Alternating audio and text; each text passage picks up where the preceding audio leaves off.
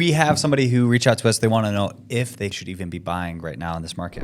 Okay. Right now, they're currently renting, and their rent is only about $1,700. They're in Boise, and they have successfully saved up for a down payment. I don't think this is all their savings, but for their down payment is $120,000. They make around $270K a year before taxes, and that's a combined income. And they would love to stay in Boise. I think I'm going to leave it there unless you guys have any other questions. The question is, should they buy? That's, I think, the very first question is, should they buy? Knowing what interest rates are, knowing how much they have saved up, knowing what their rent is. Mm-hmm. Is that something that they should move forward and buy? The question that I would have about them is, are they okay with spending more per month, or are they trying to stay at $1,700 a month? Yeah, that's a good question. So their desired monthly payment is $3,500 a month. To break this out, just so you guys can know the numbers to play with, their monthly payment on a $600,000 loan at 7.7% interest rate. So $600,000, that's $480 in a loan, gives them $2,700. So it's a hard. I mean, should they buy? I would always be of the mindset, yes, you should, but it really depends on, do they enjoy where they're living in the rental property? How is their quality of life going to be significantly better because they own something and can make it their own, or can have dogs or whatever? Yeah. So. Yeah, my question would be, one, since they're renting, have they ever owned in the past? So they know what homeownership's like. Do they understand that? No, I think they're like 25. Okay, so the cost that comes with homeownership, obviously, you don't have a landlord that's paying for everything that goes wrong. They're doing phenomenal in income-wise and savings. I mean, that's really awesome to see. Not knowing exactly why they want to buy or what they're exactly wanting to do in Boise, I would say for their first-time home, probably, I would recommend buying a home that's, like I always say, something that's reasonable. I wouldn't go out and blow their entire income or their entire spending budget on, maybe not find something at 35, maybe find something that's a little more reasonable. Get into the house, because it seems like they have good income. They save. They probably like to invest. So my theory is they're probably buying conventional, correct? Maybe? Yeah. So they can turn around and turn the house into a rental and start having rental income there. I mean, it's good income, but I'm not sure what their field of employment is. Do you know? They're in the tech industry. In tech? Both engineers. Local? Like Micron? They're not at Micron, but they work remote. So yeah, interesting. Yeah, we know the industry's doing well, but I would say just to be on the safe side with the uncertainty of the market right now. Of course, I mean, if they want to buy, they obviously can, but I would say just take it easy, maybe just ease into it, find something they're comfortable with and being for a couple of years, and then rent it out, and then progress from there to make sure they're stable. Especially with what's going on with, everybody being called back to work. I don't know, what could happen there. So that's my thoughts on that. Yeah. Yeah, just doing a very unfocused search on Zillow though. Right now, the cheapest house in Boise is $544. So that would be over budget for them. I mean, that is a larger home, 4-bed, 3-bath, 1,700 square feet. That's probably more than they would need right now. But I'm with you. Better be smarter about their money. Maybe look a little bit outside of Boise. Maybe look into areas of Meridian or something like that, possibly, to just see if you can get the price more reasonable. Yeah. So they're not overextending. Okay, I want to throw a little curveball at you guys. So what if they're being pressured by their parents to buy a house? That doesn't happen. Yeah. I'm just joking. Yeah. In what kind of way? Can you kind of explain tell them hey, come on, get on it. This is the next step in life, is to buy a house. Well, I would say they're 25 and they're adults and they can make their own decisions. Right. But I mean, I understand families saying that, but it's is their family paying for it? No, but you know how there's influence. Yeah, there's always influence, right? But the thing is unless their parents or families making the payment, they really need to take time and decide what they want to do. Because if something goes wrong, can they rely on their family because they pressured them into buying a house? I mean, they got to take ownership of their decision on that. Right. Exactly. But what if they want to honor their parents? If they're trying to honor their parents, the parents are hey, this is the next step. You got a solid job, you've saved up a lot of money. That's why I believe make small steps in this current market. Yeah. I'm not against buying real estate, but I'm for being smart about it. Yeah. I mean, if they're going to step in and max out their budget and be stuck, and then all of a sudden, like you told us to buy this house, pressured us into it, and now we're stuck. And now the market's coming down a bit. What do we do? Or we're underneath, or underwater. Yeah, I'm with you. I'm like, I don't think the parents are giving bad advice, or it's like it's bad for them. It's not a bad thing to be pressured into buying something that's like a valuable asset, but I don't like the fact if that pressure is going to cause them to make an irrational decision or a hasty decision or an uneducated decision, then that's, I think, where it gets to be a negative to have that pressure. Because there's been countless times I feel like I was pressured to buy my first house because of my friends, and I had cousins and other family that was encouraging me. I call it encouraging, but I mean, there was some pressure there, but overall I'm glad I did it. I'm glad that. Yeah, that was going to be my next question. Are you glad that you listened to that pressure? And bought Oh yeah, 100%. We made a killing on our first house because we bought when we did. Right. So. I don't, just look at the numbers. I mean, even if they go to their max budget at $3,500, I mean, at $270, they're still, if they have no debt. I don't know about their other debts. Yeah, they let me pull it back up, but I believe they put no debts. Yeah, they don't have any debts. I mean, that's an awesome position to be in. I mean, there's not a whole lot of things that could go wrong, but things could still go wrong. Yeah, and they got to find their comfort level. Yeah, yeah. I mean, so some things that they mentioned that you guys don't know yet is their long-term goal is to invest in real estate and have multiple cash flow properties. They've already invested in stocks and they save for retirement. So now they're just looking to break outside of that. And the biggest another reasoning for buying is they want to save on rent and use it for creating equity in a house, trying to have like a good investment strategy. Yeah. Yeah. But I think the one thing that people often forget is like how much of that interest. So let's just say they bought a $600,000 house. The way I broke it down, I dropped it to a 7% interest rate, which gives them $3,618 a month with taxes and insurance, which I think that could probably be shaved. So for the life of it, they're paying a total of like $670,000 in interest to the mortgagee. If they go 30 years. If they go 30 years. So let's see if they will do, let's see if it'll share this. Hold on. Come on, share the amortized. Okay, so for the first year alone, they're only going to be getting about $3,000 of equity. It shows right here that their first year they're going to pay $22,000 in interest, and that's just because of the time that we're in. But but in the second year, a full year of making those payments at $600,000 purchase with a $480, they're paying $33,000 in interest. Now that's not bad, because not bad meaning if they were to stay in it until the loan matured, right? Because then they have an asset where they could refinance. But sometimes I think people forget that yes, you are going to be building equity, but when you look at really the only equity that you've built is potential appreciation, which the potential of appreciation is a lot lower now than it is before. But the other thing too is that their principal buy down is only $3,000 this year, and next year it's only going to be $5,000. So the equity that they would be gaining really isn't that much equity when you look at it, when you break it down that way. But the things that we can't speak to is like the comfort of like, hey, this is our house, or like, hey, we're going to turn around and rent it out later, and having a portfolio. Like there is a strategy to buying homes and having a multiple streams of income and a portfolio of rentals. But I'm not thinking at $600,000 based off what you said. And if I were to jump up here and see what we can have in Boise, I don't think we could get a property that you could rent for $3,600. Right now at $600,000 or less, there's 42 homes. Okay. I was 550 or less. So let's see if we can see what these houses are going to look like. Yeah, so we're looking at a 1,500 square foot house off Kootenai. Now Kootenai's a good street, but you're not going to get $2.50 a square foot to rent that place out.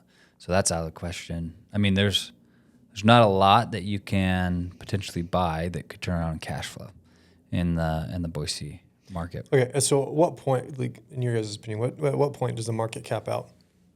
Like what's going on here? Cap out and what? Like at price point where people just cannot afford. We know locals struggle enough to buy. At what point do we dry up on relocations and prices start coming down reasonably? Because the reason I bring this up, I have a friend that's lives in Idaho Falls. He's going to be coming here. He can't afford to buy. He owns his houses outright. He did the right thing. He bought a home, waited for the equity to climb, sold the home, paid cash for his second house, and now he can rent or sell that house and have cash to buy another house. Thing is, though, is at what point? I mean, what does he do? Does he come here? Does he use all his cash to buy a house that he believes that's inflated in value, and just wait for the market to come down? Or I mean, at what point are you guys seeing the market correct enough for the average person to be able to buy? Yeah. Yeah, that's a good question. I actually had that question today with somebody who similar thing, like when is it going to break? Because he's nervous. He's coming here and he's like, okay, look, what if I just rent for 6 months and give it some time? I'm like, well, there's two inverse reactions. One, the market continue just to go up like it is. Rates can continue to go up, prices go up. Yeah. You know, inventory becomes lower, or you have the inverse reaction after the election. I always turn back to election years because it's always a wavering on policies of what's going to happen monetarily. But I see a lot of fear right now. I think if you analyze it worst case, well, not worst case scenario, but if you analyze it on a bad case scenario, so let's say they stay renting, and we're going to use this situation. We can talk about, because I think the next video is going to be talking about his situation. But no, I'm saying in general. This right? is the same type of situation. In general, like so, let's say maybe that your buddy comes here and they are paying $2,000 a month in rent, and they get, they're in there for a year, or maybe they're in there for 3 years, right? So in 3 years, that means they've spent $72,000 in rent. Mm-hmm. So if they were to go out and they were to buy a $700,000 house, there would have to be a 10% correction for them to lose out. 10% correction in 3 years, right? So, but if there was a higher correction, right? If there's a 20% or a 15%, then he's losing. Mm-hmm. But right now he'd be gaining if there's only a 10%. Because he's cash, there's no financing. On the flip side, this guy who would be buying and financing, he's only buying down his equity, $3,000, $5,000, $5,000 a month. So really, he only has $13,000 of equity. So he lost, how much? What is that? $13,000. So he potentially lost $59,000 because he financed it and the market corrected 10%. Yeah. Now the reverse could happen, right? The reverse could happen where we appreciate. But the thing is too, let's say there's a change of administration, right? Trump gets elected. He's very pro real estate. He has been, at least. Mm-hmm. And let's say he stays pro real estate, and he has strong-armed Jerome Powell to drop rates back when he was in office. Mm-hmm. But Jerome Powell's not going to be the chair anymore, right? He's at the end of his term, and somebody else is going to be in the seat. So let's just say Trump gets somebody that he can't influence, and the interest rates go down. So then there's a potential of appreciation coming when rates drop from 7.25% to 3%, right? Like there's a good solid chance that like we're all going to be drowning because inflation goes rampant again. Yeah. Right. And that's why nobody has a crystal ball what's going on, and that's why if they start reasonable, they have escape routes on both sides. Mm-hmm. If they don't extend their budget where they're cash poor, which it doesn't sound like they're going to be, but they don't have to worry about that massive asset losing value. But if they buy low, they know they have an asset that potentially could return tenfold, if they just give it some time. Yeah. And if they buy smart, I mean, they could have an asset that pays off in the long run. Yeah. Both ways, but it just depends on how much money they want to put out. Well, it goes back to, I don't think if your sole purpose to buying a piece of real estate is so that I can start building equity, I think unless you buy like something that you can improve and add value to, I don't think you can buy a property just for the argument of having equity. Well, you could in 2018, 2019, 2020, but those days are gone right now. Yeah. And that's what a lot of people did. I think a lot of people are still used to that market, and they're thinking that's what they can do, but that's why they have to be really smart with what they're buying. Yeah. And that's yeah, in my opinion. And how, by being smart with what they're buying, can you elaborate on that? Yeah, so being smart with what they're buying so actually looking at their income, looking at the stability of their future employment, knowing what, if one of them were to lose a job, could they sustain the household on one income? Mm-hmm. Buying right means having a monthly payment that's not going to make them cash poor or not allow them to go do, have vacations or live life. If they're strapped to their house and that's all they're paying, that's like really stressful for people. And if we do have a financial calamity or we know whatever might happen, or inflation runs rampant, they can still cover that. So an honest risk assessment before you actually sign For their the first dotted line. property. If they're 6 properties deep, 7 properties, they obviously know what they're doing, hopefully. But if this is their first one, just get into something that works for you, something that you could appreciate, and then hey, say we need to get out of this, you rent it and you move on to your next one. Yeah. And it's kind of like a stepping stone, but I mean, some people do it, some people don't. I don't Yeah, know. well, I think what you're saying is like something that Cameron's done, right? He bought a house, primary residence, got a break in the interest rate. He moved out of it, rented it out, and bought another house, right? And we were talking to Tom on the last video, and he was just mentioning how he wished he would have started that way, where he didn't go he's super big. He just kind of did small ones, and he just bought, held, held, and then he has 4 properties. Because if the long-term goal is to invest in real estate, then maybe your first house isn't your forever house, but your first house is an investment that maybe you move into, but you know that you're going to move in 6 months or a year or 2 years. And in that case, the whole equation changes because now you're buying your property based off of the potential cash flow versus, hey, this is a nice place to live. Yeah, and I think they're in a little different dynamic because their income is considerably higher than the average median of normal household incomes here. So they have a lot more options of what they can do, but still stay reasonable. Because that is a decent income, but it can be eaten up really quick if something goes south. As people are experiencing. Well, I was almost thinking too, like if they're purchasing it with the intent of renting it, like I would want to, again, just trying to be that voice of reason if they're getting pressure from family, being the voice of reason, like, okay, how long do you realistically want to live here? Because if you're only going to live here and then try to rent it out in a year or 2, then it's going to be tough because there's a good chance that you're not going to be able to cash flow. So you'd almost want to buy something, like you're saying, be smart of like, okay, if I'm going to have to float this mortgage and there's going to be a $500 deficit between what I can rent it for and what I owe, I need to almost build that into what I expect to pay for this home once it's a rental. Yeah. If you're going to rent it out early. Yeah. Like within a year or 2. So. Yeah. And maybe they don't rent. Maybe they just hope that they tap on some equity in the next couple of years and then they sell it. Yeah. And make some money and move on. Yeah. Maybe they don't want to do the rental game. Maybe they'll find out they don't want to do that. A lot of people tend to get into it and realize they don't want to be in the rental. What do you guys say to the folks who I've always been told, and I'm just being the close my eyes and hope and pray, but to the folks who say, you know what, if you can hold on to it for 10, 15, 20 years, you're going to have equity. It's going to happen. Yeah, I'm a believer in that. I mean, we saw that, right? But is that rule always true, even in spite of what's going on right now? Well, I don't think nothing's true. But I think historically. Right. Yeah. Historically, it's true. But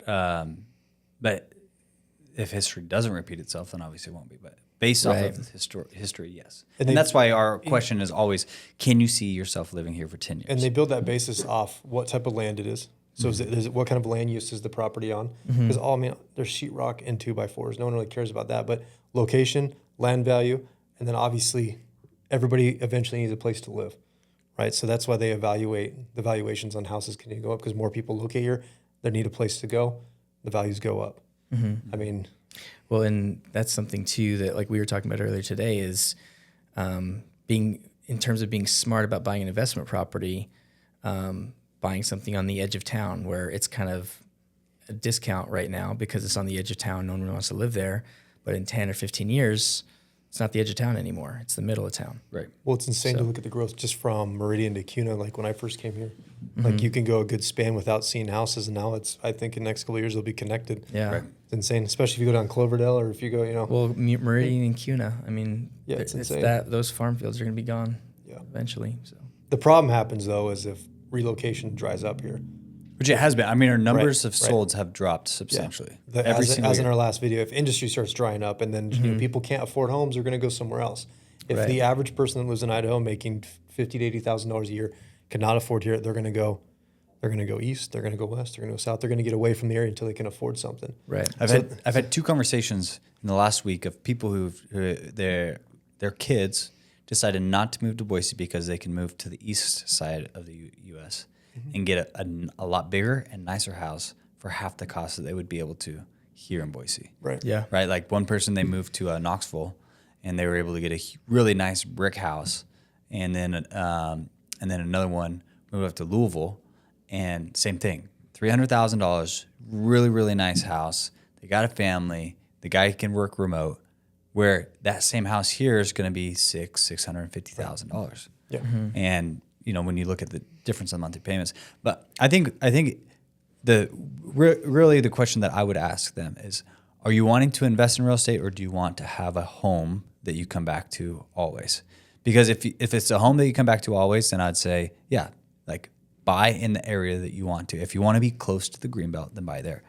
But if it's an investment, then it's like, okay, you have to look at all opportunities, right? Like if I'm just so stuck on one type of or one area for an investment, it's going to be a lot harder for me to find a property that will be truly an investment in that area.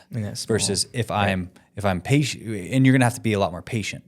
Mm-hmm. So if you don't have the patience, then you got to expand your horizons. There was a property that we helped a client get, that they were able to buy a house 30% under market value.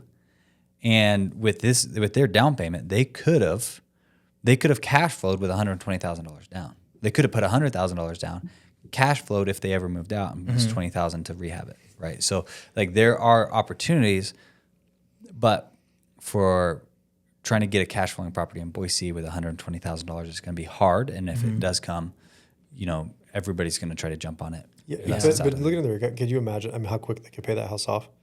Oh yeah, they could double up on the payments. Even that's the third option, is just getting the house and just pay it off. Yeah. And be done and say screw it. Yeah. 5 years it's paid off. I mean, that is enough income to pay that house off within 5 years. If they buckled down and just said, this is what we're doing. Yeah. And but then they own the property. Well, and that just depends on their mindset too. Like you said, like, do you want a house that you can move in and stay forever, or do you want to start acquiring rental properties? I think that buyer, those two buyers have different priorities. And so, like you said, you have to expand your horizons, and think about this home as like, this is just a place I'm going to stay at for a little while until I rent it out. Like, and yeah, so I think you're shopping in different locations, and I think our job is in representing them is we're giving them different advice too. So yeah, it's pretty amazing to hear stories from like my buddy that has a paid off. Well, he had 2 paid off homes. He sold the other one, but he doesn't have to. Like, there is no worry about that mortgage, and I don't think realize people realize how much the mortgage in your house takes from you. And it allows them to go on vacations when they want, to buy what they want, to have different hobbies, to take their kids, to take a week, 2 weeks off work, because it doesn't affect them the way you have to try to make that mortgage every month plus your debt payments.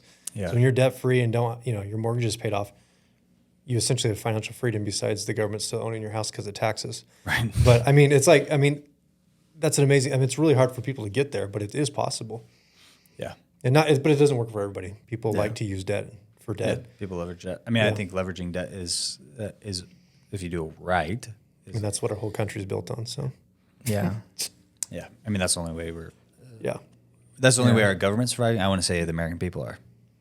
I'd say the government's surviving because of debt. American people are drowning because of government spending. But anyways, that's a different time for a different place. But yeah, if they doubled up, because the thing is they're bringing in $270,000, so they're essentially $20,000 a month. And one of their incomes could go straight to the debt payment. Yeah. And they just blow it out.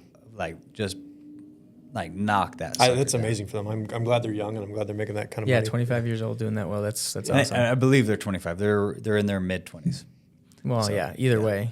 And I'm not trying to be insensitive to the family saying pressure, but they have to realize, they're adults and they're the ones that have to make that payment, and it's their decision. Yeah. If they get pressured by other people, they're going to live their entire life being pressured by other people to do things they might not want to do. Yeah. Well, that's just a good approach to that kind of situation too. Like you said, like at the end of the day, if you're pressuring me to do this, are you going to bail me out if I can't afford the house anymore? Yeah. Because asking them. Like I said yesterday, at the end of the day, no one's coming to save you. Right. Yeah. So it's like everyone loves to give opinions, but if there's actual responsibility attached to that opinion, then people aren't going to want to have an opinion anymore. So. But judging by this, I think they're in a safe position, whatever route they take. Especially, they seem to have a sensible budget. That's sensible for that type of income.